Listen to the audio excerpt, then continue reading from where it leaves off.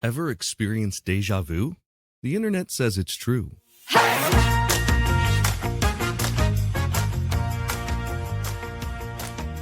Ever experienced déjà vu? The internet says it's true. Welcome to The Internet Says It's True, where every week we learn something that sounds like I just made it up, but it's really true, part of the WCBE podcast experience. My name is Michael Kent. Welcome back. This is episode 258. Later in the show, we'll be having fan favorite Jonathan Burns joining us, so I'm obviously very excited for that. I thought it might be fun to pull back the curtain a little bit this week on the podcast, let you know some information that I was just looking at. So instead of the usual plugs I put here, buy the book, join the Patreon, leave reviews, buy merch, etc. Check this out, some fun stats about this show. 85% of you are listening from the United States, just under 4% from the UK, 2% from Australia, 2% from Canada, and the rest is just, ones and halves of percents and everything from the rest of the world. 34% of you are listening on Apple Podcasts, 16% of you are listening on Spotify, that's how I listen to podcasts, and 8% on NPR.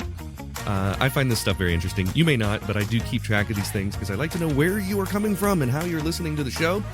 I wish I had that sort of information about people who are buying the book to see how you learned about it, why you bought it, that type of thing. But you can do that by leaving reviews. So leave a review for the book if you've bought it. Anyway, the link's in the show notes. This week's story is all about déjà vu. Most of us have experienced déjà vu at least once. Maybe you're walking down a street and you have this feeling like you've been there before, or you meet someone and you're sensing that you've spoken to them in this exact way, saying these exact things. Psychologists estimate that up to 70% of people report at least one episode in their lifetime. But while brief déjà vu is common, persistent, life-disrupting déjà vu is almost unheard of. Historically, déjà vu has fascinated thinkers and writers for centuries. The term itself is French for already seen. That was coined by 19th century French philosopher Émile Boirac, who studied psychic phenomena. Sigmund Freud wrote about déjà vu in 1914, theorizing it as a sort of manifestation of repressed desires, though today his psychoanalytical interpretation has largely fallen out of favor. Modern science has explored it from multiple angles: neurology, cognitive psychology, even virtual reality experiments to try to explain why our brains sometimes trick us into believing we're reliving moments. And pop culture loves it too. Think of Groundhog Day, one of the best movies ever, where Bill Murray wakes up to the same day over and over, or The Matrix, where déjà vu signals a glitch in reality. In these fictional depictions, déjà vu's often exaggerated for effect, but in real life, for one young man in the UK, it became far more literal and far more unsettling. In 2007, a 23-year-old British man began experiencing what he described as, quote, a loop he couldn't escape. Initially, it was fleeting, a feeling that a particular conversation, a cafe, or a TV show had happened before. But over months, these sensations intensified, lasting longer and longer and intruding on his ability to focus or even function as a normal human. He had always struggled with anxiety, specifically around the idea of contamination. Hand washing was frequent, showers were repeated, and breaks from his studies became more common as his mental health fluctuated. So it was going from anxiety to more obsessive-compulsive disorder type symptoms. And these stressors coincided with the onset of his persistent déjà vu, suggesting that psychological factors might be contributing to that condition.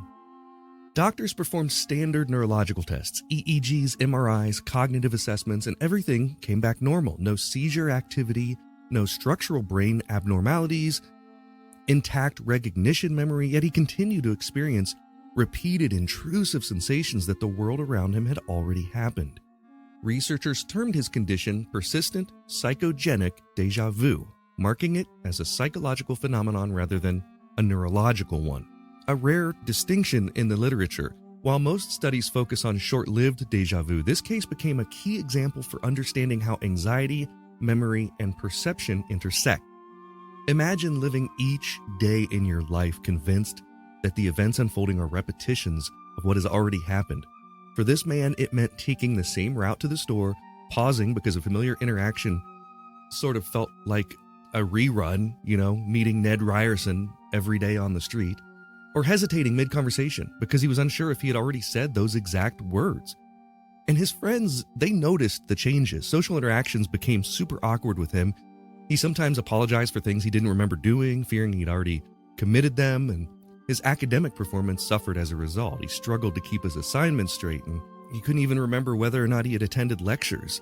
The compulsion to retrace steps, check doors, and repeat routines increased, exacerbating the cycle. The repeated déjà vu was not a hallucination. This man was aware that it wasn't reality repeating, but it was still exhausting and disorienting. This awareness, ironically, made the episodes worse because every time he recognized the sensation, he would analyze it, creating a feedback loop that reinforced the experience. Now, we'll pause here, but stay tuned because after the break, we'll explore what doctors discovered when they ran advanced psychological tests, how this case challenged existing theories of what déjà vu is, and the strategies they attempted to help him regain a sense of temporal stability. Trust me, the conclusions are just as strange as the condition itself. We'll be right back. If you love listening to this podcast every week and you want to show your support, that would mean a great deal to me. You can do that by becoming a Patreon member. We've got members at all levels, whether you want to pledge $1 a month or $10 a month. Just think about the value that you receive from this show. And if you like the histories and the stories that you learn about or the jokes that you hear, and if you think that they're worth it, consider signing up.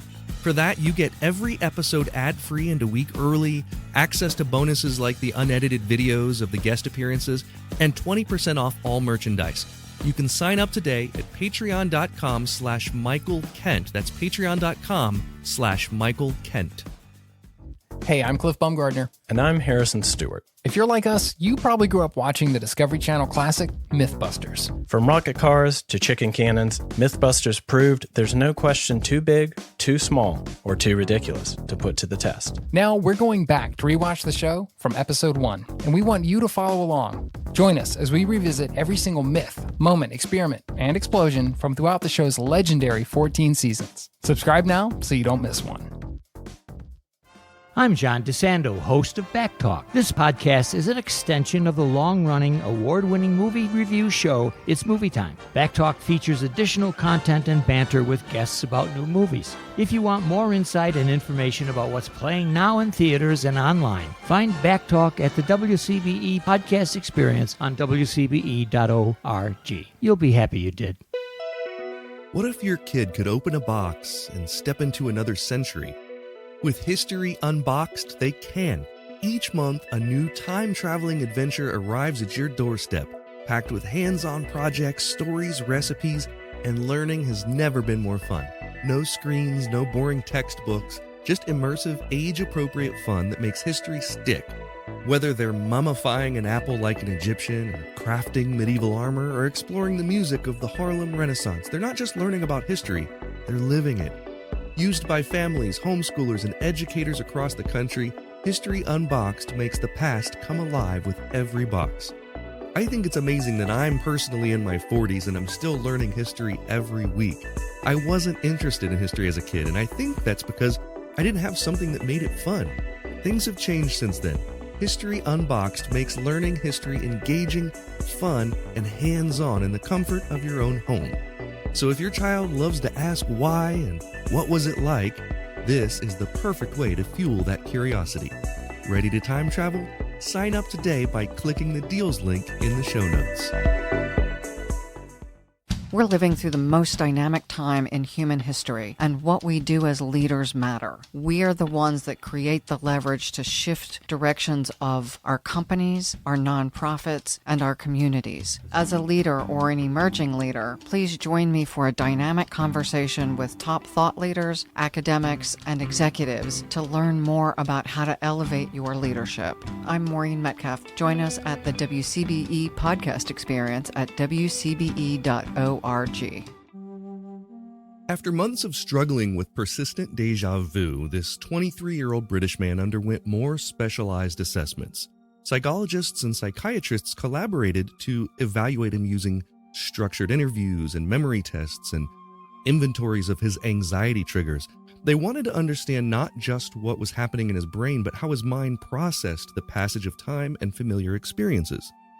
One striking finding was that while his objective memory remained intact, his subjective sense of familiarity was massively exaggerated. In other words, he could recall that he had never actually performed certain actions or had certain conversations, but his mind insisted that these events were actually happening again. And this discrepancy is a hallmark of psychogenic déjà vu, where perception of repetition overrides your factual memory. Therapists tried a variety of techniques, including cognitive behavioral therapy, to address anxiety and obsessive-compulsive patterns, and they worked on mindfulness exercises, attempting to ground him in the present moment and reduce the feedback loop of recognition. Progress was very slow. Each time he thought he was resetting his perception, a new trigger, which was often mundane, like a street corner that he walked by or a phrase that someone said, that would spiral him back into the same looping sensation. Pharmacological interventions were limited. SSRIs are often used to reduce anxiety and obsessive behaviors, and those were considered, but their effects on persistent psychogenic déjà vu is unknown. Doctors emphasize that treatment focused on coping strategies and awareness rather than eliminating the experience entirely. Now, this case highlighted the difficulty of addressing a condition that is at once neurological in sensation, yet psychological in origin. Though rare, persistent déjà vu has been documented in a few other individuals, and it's often linked to epilepsy or brain trauma. The difference in this British man's case was that it was purely psychogenic, meaning it stemmed from psychological rather than neurological causes. In one study, a man with temporal lobe epilepsy reported recurring déjà vu that lasted seconds to minutes, triggered by specific electrical activity in the brain. Our case in this story, by contrast, it had no measurable brain abnormalities. It lasted hours, sometimes longer, demonstrating a fundamentally different mechanism. Other documented psychogenic cases involve extreme stress or extreme anxiety. One Japanese study described a patient who, after a traumatic incident, experienced persistent déjà vu when confronted with triggers reminiscent of the trauma. And unlike memory-based déjà vu, these experiences were tied not to factual recall, but to emotional and perceptual patterns in the mind. This comparison highlighted an important insight. Déjà vu is not a single phenomenon. Short-term déjà vu, the fleeting, familiar feeling that most of us experience, is neurologically normal. Now, persistent psychogenic déjà vu, however, it reveals the mind's capacity to simulate temporal repetition when anxiety, obsessive thinking, or heightened emotional states sort of intervene. And this British man's experience became a textbook example for psychologists studying the interaction between perception, memory, and mental health. Cases like this force us to confront something profound. Memory and perception are not infallible. Even with an intact brain, our minds can create loops of familiarity so convincing that reality feels distorted. The British man's story illustrates how anxiety and obsessive tendencies can amplify these loops, demonstrating the intricate interplay between emotion, cognition, and consciousness. Philosophers have long debated the nature of time and memory. French philosopher Henri Bergson argued that human consciousness is not just a linear stream of moments, but a layered experience where past and present intermingle. In this man's case, this layering became painfully literal. Each moment carried echoes of itself so strong that distinguishing past from present required constant effort. And in some ways, this experience mirrors the film Groundhog Day, but with one critical difference. It wasn't a plot device, it was a lived psychological reality. Every step, every conversation, every routine became a terrain where memory and perception collided. He couldn't wake up to a new day in order to end the movie. This loop existed internally in the mind's processing of time and familiarity of things. So for this man, life continued, punctuated by repeated sensations. His daily routines became carefully structured. He avoided unfamiliar places, fearing that the new stimuli might trigger another wave of déjà vu. Yet paradoxically, the familiar was often the most triggering. Ordinary events like a friend's greeting, a cafe visit, or a news broadcast could spiral him once again into hours of disorientation. Therapists encouraged journaling, mindfulness, and reality checking techniques. For example, he was taught to deliberately note details about his environment, reinforcing the present moment. And some success came through repetition of this practice. By cataloging experiences as they occurred, he could begin to differentiate actual repetition from perceived repetition. Still, full resolution remained elusive. Psychologists stress that persistent psychogenic déjà vu is not simply fixed with medication or therapy. It's a dynamic condition. It interacts with personality and cognition. It can be exacerbated by stress levels. The man's case became a window into the challenges of living with a mind that continuously questions its own timeline. And why does this matter? Why does this case matter beyond this 23-year-old British man? Well, for scientists, it underscores the complexity of memory. We often assume that memory is a reliable record of the past. Persistent psychogenic déjà vu reveals that the brain can convincingly simulate repetition, independent of factual memory. For psychologists, it highlights the impact of anxiety and obsessive tendencies on perception. And for philosophers and storytellers, it raises questions about subjective reality itself. How do we know the present is truly now? Pop culture frequently explores similar themes. There's movies like Edge of Tomorrow and books like Replay imagine lives caught in loop, often for either dramatic or comedic effect. The British man's reality was not narrative, it was experiential, and researchers hope that studying such cases can illuminate how the brain constructs time, how anxiety shapes perception, how reality itself is interpreted. Ultimately, this case demonstrates the astonishing capabilities and vulnerabilities of the mind, challenges us to reconsider our assumptions about memory, perception, and the linearity of experience.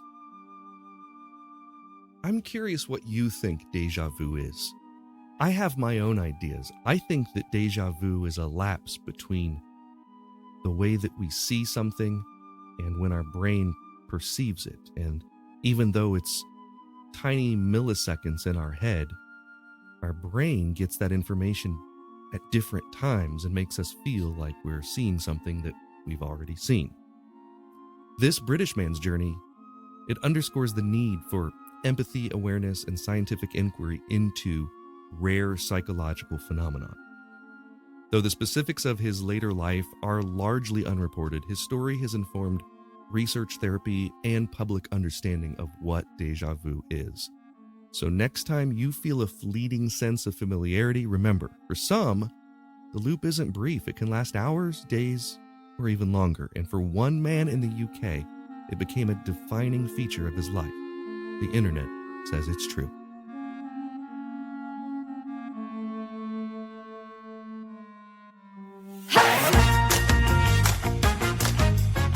It's time for Yap Yap. This is the part of the podcast where I call a friend, and today I'm calling Jonathan Burns. He's once again joining us from a cruise ship. He's currently on board Disney Cruise Lines. He is a physical comedian. You might have seen him on America's Got Talent, crawling through a toilet seat or on Penn and Teller, making slices of cheese magically move across the stage. He's also to the stage. He's also he's my oldest friend in show business. Good to see you, man. Good to see you as well. Always great to be here. Ahoy, everybody. Ahoy. From the sea. From the sea. You're on your way to Hawaii. I am. We started Vancouver, and there's been many sea days, and we have one more day, and then we get to Honolulu, and then I leave.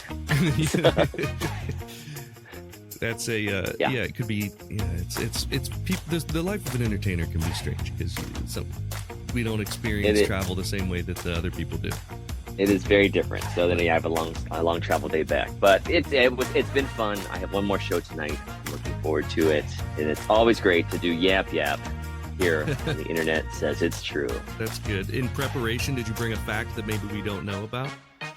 Yes, I did. I always try to do a pre-guess because I want to know. I want to bone up my knowledge on something. And today my pre-guess is we were talking all about bananas. Ooh, okay. What do you know about bananas? I know lots of things about bananas. Like the average American consumes about 11 pounds of bananas each year. Oh, that's way more pounds than I consume of bananas. You're not a banana fan? Not big into bananas. I might eat 2 bananas a year, maybe a little more. But I didn't know that, which is a correct thing. And Jonathan is now frozen. You are frozen. Hello.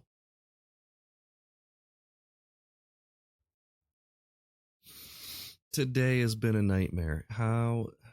Come on. Where's it at? There we go. Now Hey, you're back. I'm here. I'm back. Sorry, it was my my internet went out. My plan ended. So That's so funny. I'm Okay. now paying money to be on this podcast. Okay, well, I appreciate that. Thank you very much for doing that. It's costing me. Sorry. I'm sorry. No, Hopefully it's not at too all. No, much. it's bananas. How much it is, right? Oh, okay. Thank you. Let's Not a pick up fact. from Just the zing. yeah. I didn't know that. I didn't know that the average American consumes more than 11 pounds of banana a year. Of bananas, Yeah. I guess is the plural. You probably do. I feel like you eat a lot of bananas. I do like a banana. I used to eat one in the show every show. I had a banana trick, and then I had an impression of a boxer eating breakfast, and I would eat a banana to Eye of the Tiger. But Yes. I don't do that as much anymore. So there was a time in my life where I ate so many bananas on stage, I cut them out of my real life. Yeah. But now I have a healthy relationship Love it. Love it. to the banana. So for our first question, we're going to play for a joke. So if you get it wrong, you got to tell me a joke. If you get it right, I will tell you a joke. Here is your I am ready for the first banana question. Yes. Hit me. By the way, I really like this week's joke. So whether or not you get it, I'm telling you the joke anyway. A British man was studied in a 2010 paper for an unusual condition. He was experiencing a never-ending bout of what? A, diarrhea, B, hiccups, or C, déjà vu? It is B, hiccups. Final answer. The answer is déjà vu. Go! I feel like I've had this question before. Oh no. 23-year-old British man written about in a scientific journal, a medical journal, basically constantly experienced déjà vu. Every part of his life, he felt like he had been there before. And what they called it was persistent psychogenic déjà vu. Basically, it was not anything wrong with his brain. It was exacerbated or brought about by his extreme anxiety and OCD. Yeah. Wow. Crazy. Well, here's another banana fact for you. Did you know that the average American consumes 11 pounds of bananas each year? I feel like I've heard that before. That was a déjà vu joke for everybody. Love it. Love it. Wow. That was a solid joke, but did you prepare Thank you. one? No, I have a joke. I just heard this and it made me laugh. I'm really bad at street jokes, but what is a DJ's favorite sauce? What? Marinara. I like that one a lot. It's pretty great. Pretty great. Yeah. Love it. Love it. A guy goes to the doctor, and after the exam, he's waiting for the doctor to come back in. So 15 minutes go by. The doctor walks in, and the doctor's reading the guy's chart, and he goes, "I'm afraid you have chlamydia, gonorrhea, and onomatopoeia." The guy goes, "Onomatopoeia? What's that?" The doctor says, "I'm afraid it's exactly what it sounds like." That's a good joke. It's a good joke. It's a good joke. Well, you said last night it was pirate night here. So like at guest services at the front desk, they have like a treasure chest full of gold coins, like Okay. these little gold Yes. coins. And I, the one time I was there and they were like, "Oh, you make sure you take some coins with you." And I was like, "No, thanks. They go straight to me booty." And and all of the staff just looked at me and no one laughed. And then I just left awkwardly. I would have laughed. They go straight to me booty. Well, pocket that joke, and the next Disney ship you're on when it's pirate night, you can run it again on the next time. I could use it. I know. I just remember being like, okay, all right, see ya, thanks. Bye, sir. People saying take phone calls. Where you are in the sea, it's morning time still. It is. But for this next question, we're going to play for a free all-you-can-eat buffet on the Lido deck of your ship tonight. Wow. So you get this one right, Anything you want to eat on that buffet tonight. It's on you? Yeah. It's amazing. Well, thank you. Thank I won't you. say it's on me, but I'll say it's not on you. Oh, okay. Yeah. Which Fantastic. age group reports experiencing deja vu the most? Is it A, young adults, B, seniors, or I said that so weird. Seniors. Senors? Seniors. Gentlemen or, from Mexico. Or C, toddlers. So young adults, seniors, or toddlers. Okay. It seems strange that a toddler would have deja vu because they don't have that much life experience. But I'm going with young adults. The answer, young adults, you get a free all-you-can-eat buffet at the Lido deck tonight. That's going to be anything you want to go straight to your booty. Straight to me booty. Well, you know what I'm going to get, of course. What's that? Bananas. Bananas, yes. Yes, because you know what? Bananas are actually naturally radioactive. Wait, what? Bananas are naturally radioactive because they contain potassium-40. But don't worry, it's a small trace. You'd have to eat 247 bananas per day for 7 years to ever feel any symptoms. Oh. Okay, so that's obviously more bananas than someone's going to eat, but not unattainable. Like 247 bananas a day, you break that down. Hang on, let's do the math. If you're a monkey, that's like nothing. 247 divided... Wait, hold on. 247 divided by 24. Okay, so it's 10 bananas an hour.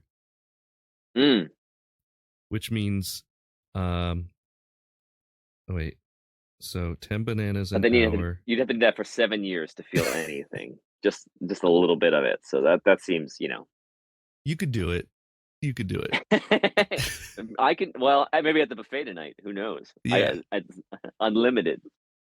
That's crazy. I'm so bad at math that I couldn't figure out how to delve into that further than 10 bananas an hour.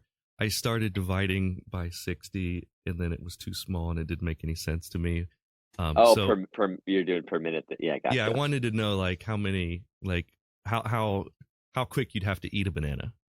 10 an hour is 6 minutes per banana, right? 6 minutes per banana. Yeah, right. Yeah, that's totally doable for 7 years.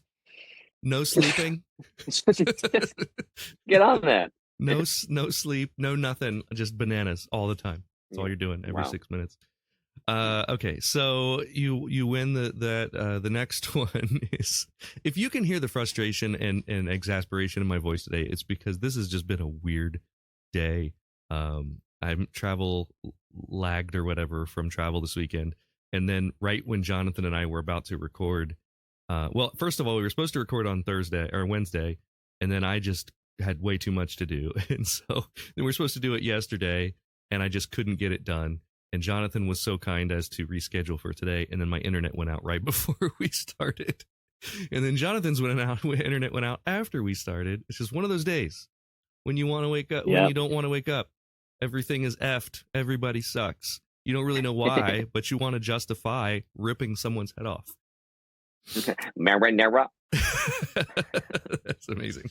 Playing for a sticker for question 3. Which cultural phenomenon has a word similar to déjà vu, but refers to the opposite feeling of unfamiliarity in a familiar place? A. Okay. Jamais vu. B. Presque vu. Or C. Déjà vu. I'm going to go presque vu. The answer, jamais vu. Jamais vu. Jamais vu. Jamais. Jamais vu. Jamais. Yeah. Yes, jamais vu. Meaning never seen. It's the sensation of experiencing something familiar as if it were completely new, the opposite of déjà vu. Man. So I was in France this year. So sad. Yeah. Should have known. And if you went to France, you went back to the Crazy Horse, you performed at the Crazy Horse, and you had this feeling like, this is amazing, I've never been here. I'm experiencing all of this for the first time. You'd be like, jamais vu. And everyone's like, one of us. One of us. Yeah. Have you picked up some French? Having been Wait. there? I can start a lot of conversations, and I'm good at like coffee shops, Yeah. and grocery stores. But it's a lot of starting things, and then you'll get, if they suspect you understand French, they'll give you way more than you want. That's So why, it's that's why actually I'm always afraid to speak like short phrases in a language, because they're like, oh, it speaks. yeah, it's very helpful in certain places, and then some places you'll speak in French, and then they'll just answer you in English, and you're like immediately deflated. But there's a usually there was a bakery around the corner that we go and get croissants every day. These amazing croissants, and I would there was one lady who would let me speak French to her, so she'd let me practice every time I was there. So that was very nice. Nice. Yeah. That's great. And they like the other guy who works there, he would like spoke English, Korean, French. Like he had like multiple languages, so he was just like, "Hey, don't waste my time." Just, yeah, like so. But she was very nice to me, which is good. That's fantastic. But you know that bananas contain serotonin, Oh, really? which actually, so eating a banana can make you happy. Oh, maybe I need to eat more bananas. We were That's talking right. about. If you turn it the right way, it looks like a smile. I feel like recently on the podcast, and my listeners probably remember this, I don't know. I feel like I was talking to someone about bananas just the other day, because I eat them upside down. I pinch the bottom. Oh, like a monkey? Like a monkey. Like a monkey. That's a monkey. Yeah. Yeah, and it doesn't get stringy that way, and I don't know why. It's just I feel like it peels better that way. That's how I do bananas. It's more appealing. Is that what you're saying? Boo. Man, wow! It was right there. It was right there. Speaking of right there, right over here, I have a box of my new books, and we're gonna play for a copy of one. I know you have one. I do have one. The book, but I'm gonna send you another copy that you can give to someone as a gift if you get this one right. Which one of these is a common trigger for déjà vu? Is it A, too much sleep, B, lack of sleep, or C, travel? One of these is known to be a common trigger for déjà vu. Man, they all feel like they could be a thing. Yeah.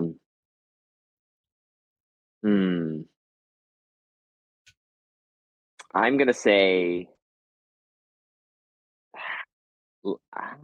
lack of sleep. Lack of sleep, final answer? Yes. The answer, travel. Yeah, typically déjà vu is about places, and you tend to feel it most strongly during completely new, novel experiences. This is coming from déjà vu researcher Chris Moulin, or maybe his name is Moulol. This is because unfamiliar places offer the biggest potential conflict between the sensation of the familiar and the knowledge that it can't possibly be a memory. So, wow. Yeah. So travel. Travel is a common. Do you find you get déjà vu a lot? I used to. I feel like not as much as I used to. Yeah. But I do. Yeah, it does happen sometimes, and you feel like, yeah, I have to listen to the whole episode because I'm fascinated by déjà vu, so I want to find out more. Yeah, I wasn't happy with this episode, and the listeners might agree. I feel like I want answers, and the episode doesn't really offer answers, and science doesn't really offer answers as to what déjà vu is. It sounds like right. It's because in my brain I'm like, there's there has to be some sort of phenomenon, like there's something going on. I think it's a timing but knowing what thing. It's triggered by, interesting. Yeah, personally, the one that makes the most sense to me is basically like they call it dual processing, where there's a slight delay in when your brain gets the signal, like the different parts of your brain. And so since one part of your brain's getting the signal a millimicro picosecond after another part of your brain can't interpret that that's only like a small amount of time. And so when you see it, you're like, I've seen it before, but that's because you've processed it already just now before, like a millisecond before. That's one thing. But then there's like memory error correction, which is your brain, like, our brain makes up, oh, I've seen this before. And then we really believe it. Because our memory is horrible. Right. Like, human memory is really notoriously bad. And then split Yeah. perception is sort of the same thing, I think, as dual processing. It's a momentary lapse in attention leading to an unnoticed first perception. So, yeah, I don't know, man. It's weird. I get it a lot. I get déjà vu a lot. And the one thing that I don't like about déjà vu that's so uncomfortable is that there's no way to really express it. Like, you might say to someone, I'm having déjà vu right now. And that's it. Like, I wish that there was enough lapse where I could predict things. But déjà vu doesn't give you that. It's just enough to be like, this is familiar, but not so familiar that I could have told you it was about to happen. Yeah, and you can't show people what's in your mind's eye kind of thing, too. So it exactly. is Yeah, strange. the most you can be like is, I'm having déjà vu. And then someone says, oh, really? Interesting. Like, there's nothing to say. Like, right. Yeah. Like, oh, bless you. Tell me more. Tell me more about it. Yeah. We should have some sort of cultural like response to when someone says they're having déjà vu. Enchanté. That's a different response than like just repeating things and making the joke. You know, Yeah. But did you know that bananas are actually berries? I did. That was that was someone's fact recently from this show. So I'm glad you didn't lead with that one, because you would have been the first person to tell me something I already knew. Which would have been déjà vu. Which would have been déjà vu. That's true. No, I've heard that. Well, we've come to the end. This was sort of a shorter thing, but honestly, I'm so ready to not be doing the podcast today anymore. It's just been one of those days, man. I found out I'm going to Costa Rica in the beginning of November. So I was trying to book my travel for that today. I got that done before the internet went out. Yeah, wow. I'm going to go down there and do some stuff. I'm excited about that. That'll be in. Nice. Hopefully I'll get a podcast episode in the can so that you guys don't miss out on an episode while I'm gone. But we're ready for question 5. And I like this one a lot. So, you know the movie Groundhog Day? Phil Connors, he hears the same song every morning when he gets up. You remember what the song is, yes? Yes. Because you're a big, you're a comedy guy. You remember what the song is? Sure. Sonny and Cher. Yeah, I got you, babe. Yeah. Right? I got you, babe. Yeah. But here's my question. If you were Phil Connors and you got to choose, what would be the song that you had to listen to every morning when you got up?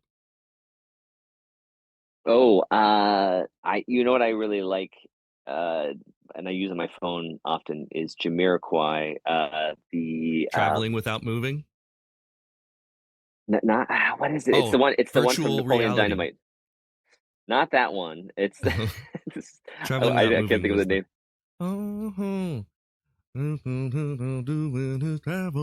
I don't know what Napoleon Dynamite. It's the one he dances song. To at the. Yeah, I have to look it up now. This is not good podcasting. Cut all this out. Canned Heat. Canned Heat. Canned Heat is the song.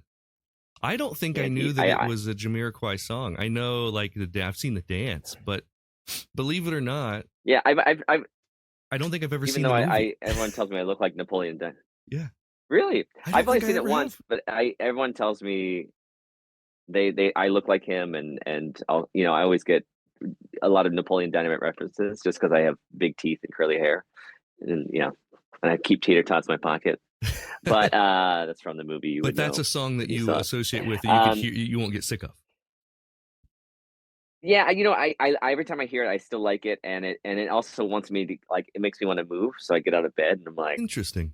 I can't eat him. Yeah, it's a good, yeah. So I could do that every morning for sure. Mine is the one that has been my alarm for probably 20 years, and that's Clair de Lune by Debussy, the classical song. That's been my alarm on my phone forever, and so I don't get sick of it. It just stays, like it doesn't. I can't do anything too abrupt because I wake up and my heart starts racing, and then I'm like, I'm having anxiety. I need I need a banana for some serotonin to calm me down. That's right. Did you know that we eat about 100 billion bananas per year? Wait, who's we? Everyone? The world consumes 100 billion bananas every year. 100 billion divided by 11 pounds per person will give you the population of the Earth. We could do it. We could all be This radioactive. is a great algebra lesson. You're listening to Math Talk with Michael and Jonathan. That's awesome. That's a good answer. We'll say it's a good answer, which means you're allowed back on the podcast. You, my friend, did not win a book, did not win a sticker, but you did win. Let's focus on what I did win. You did win an all-you-can-eat buffet tonight on your ship, which is a big deal in cruising circles. So tell people where they can learn about where they can see Jonathan Burns performing.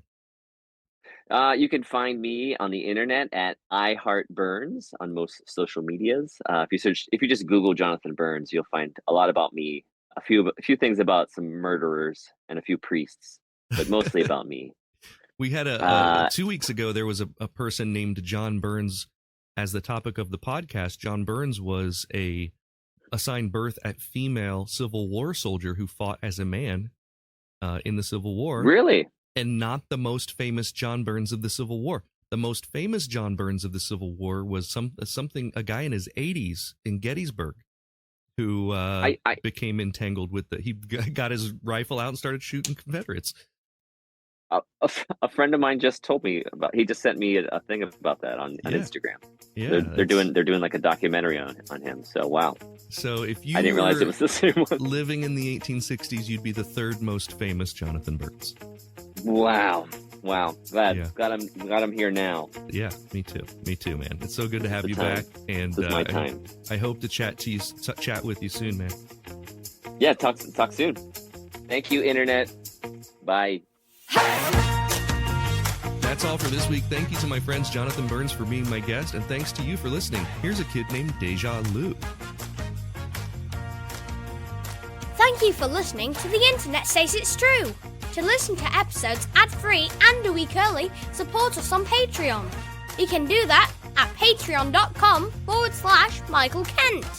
If you learned something just now that you didn't already know, go to the Apple Podcast app and leave us a review with 5 stars and a few words. That helps us a ton, because that's how the algorithm works. I don't know what an algorithm is, but just do it! See you next week for a brand new episode of The Internet Says It's True!